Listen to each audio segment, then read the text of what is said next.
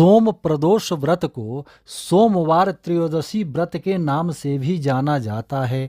स्कंद पुराण के अनुसार संसार में भगवान शिव की पूजा सदा ही स्वर्ग और मोक्ष को देने वाला होता है। यदि सोम प्रदोष के दिन यह पूजा की जाए तो उसका विशेष महात्म्य होता है।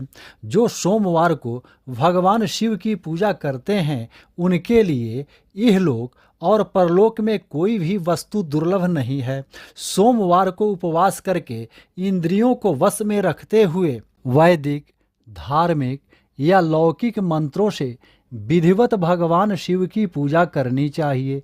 ब्रह्मचारी, गृहस्थ, कन्या, सुहागिन स्त्री या विधवा कोई भी क्यों न हो, भगवान शिव की पूजा करके मनोवांछित वर पाता है। सोमवार मेरा ही स्वरूप है, अतः इसे सोम कहा गया है। इसीलिए यह समस्त राज्य का प्रदाता तथा श्रेष्ठ है। व्रत करने वाले को यह संपूर्ण राज्य का फल देने वाला है। इसे स्वयं भगवान शिव ने कहा है। सोमवार को शिव पूजा और रात्रि भोजन करना चाहिए। पूर्व काल में सर्वप्रथम भगवान श्री कृष्ण ने ही इस मंगलकारी सोम प्रदोष व्रत को किया था। सोम प्रदोष व्रत के दिन निर्जला व्रत रखने से मन के अनुसार फल मिलता है। सोमवार भगवान शिव का दिन है। इस दिन भगवान शिव तथा माता पार्वती की पूजा से प्रदोष फल दोगुना हो जाता है। संतान प्राप्ति की मनोकामना से भी यह व्रत रखा जाता है। सोम प्रदोष व्रत से कुंडली में चंद्रमा, शुक्र एवं बुध का नकारात्मक असर कम होता है। कुल मिलाकर इससे मानसिक बेचैनी खत्म हो जाती है। व्यक्ति के सौभाग्य और आयु में वृद्धि होती है। रवि प्रदोष, सोम प्रदोष या शनि प्रदोष के समस्त त्रयोदशी के व्रत को यदि कोई भी 11 अथवा 1 वर्ष के लिए करता है तो उसकी समस्त मनोकामनाएं अवश्य और शीघ्रता पूर्वक पूर्ण हो जाती हैं। सोम प्रदोष व्रत के दिन सुबह जल्दी उठ जाएं, स्वच्छ जल में गंगाजल मिलाकर स्नान करें, फिर भगवान सूर्य देव को जल अर्पित करें। उसके बाद भगवान शिव का ध्यान करें, फिर व्रत का संकल्प लें और दीपक प्रज्वलित करें। उसके बाद भगवान शिव और माता पार्वती की पूजा करें। शिवलिंग का अभिषेक करें। अभिषेक दूध, दही, शहद, घी और गंगाजल से करें। प्रदोष काल में शिवलिंग पर बेलपत्र, धतूरा, भांग, समीपत्र, चंदन, अक्षत चढ़ाएं और फल तथा मिठाई अर्पित करें। भगवान शिव के मंत्रों का जाप करें। ओम नमः शिवाय या श्री शिवाय नमस्तुभ्यम का कम से कम 108 बार जप करें। प्रदोष व्रत यानी जिस प्रदोष व्रत को कर रहे हैं उस प्रदोष व्रत की कथा पढ़ें या सुनें। इसके बाद शिव चालीसा का पाठ करें और भगवान शिव तथा माता पार्वती समेत सभी देवी देवताओं की आरती उतारें। सोम प्रदोष व्रत के दिन भगवान शिव और माता पार्वती की विशेष पूजा अर्चना की जाती है। पुराणों के अनुसार इस समय भगवान शिव कैलाश पर्वत पर नृत्य करते हैं और सभी देवी देवता उनकी आराधना में लीन रहते हैं। धार्मिक मान्यता के अनुसार जो व्यक्ति इस व्रत को सच्चे मन से करता है उसकी सभी इच्छाएं पूरी होती हैं। सोम प्रदोष व्रत करने से मानसिक शांति, सुख, समृद्धि और स्वास्थ्य में लाभ मिलता है।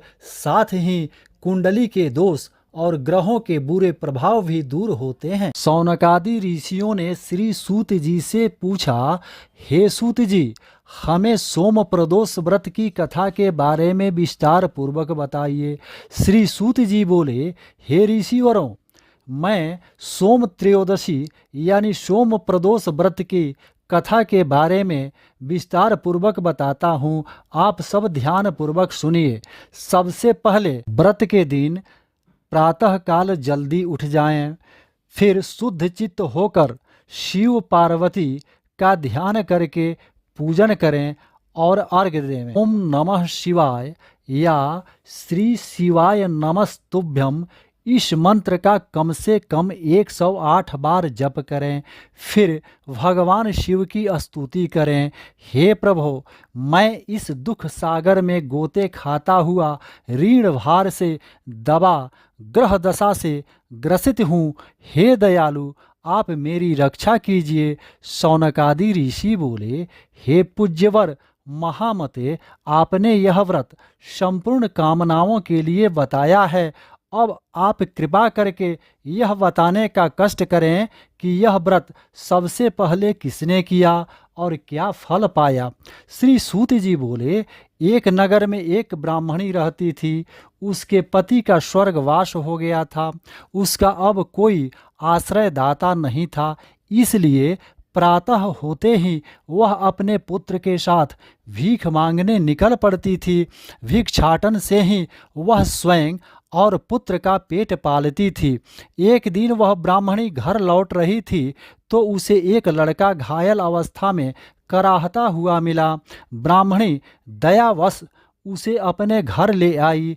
वह लड़का विदर्भ देश का राजकुमार था।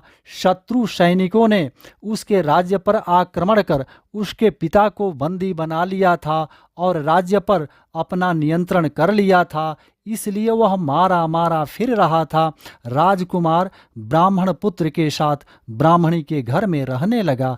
एक दिन अंशुमती नामक एक गंधर्व कन्या ने राजकुमार को देखा और उस पर मोहित हो गई। अगले दिन अंशुमती अपने माता पिता को राजकुमार से मिलाने लाई। उन्हें भी राजकुमार भा गया। कुछ दिनों बाद अंशुमती के माता पिता को भगवान शिव ने स्वप्न में आदेश दिया कि राजकुमार और अंशुमती का ब्याह कर दिया जाए। उन्होंने वैसा ही किया।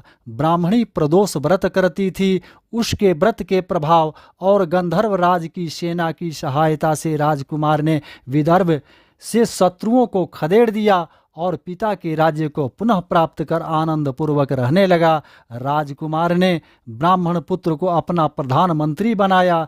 ब्राह्मणी के सोम प्रदोष व्रत के महात्म्य से जैसे राजकुमार और ब्राह्मण पुत्र के दिन फिरे, वैसे ही भगवान शिव की कृपा से दूसरे भक्तों के भी दिन फिर जाएं।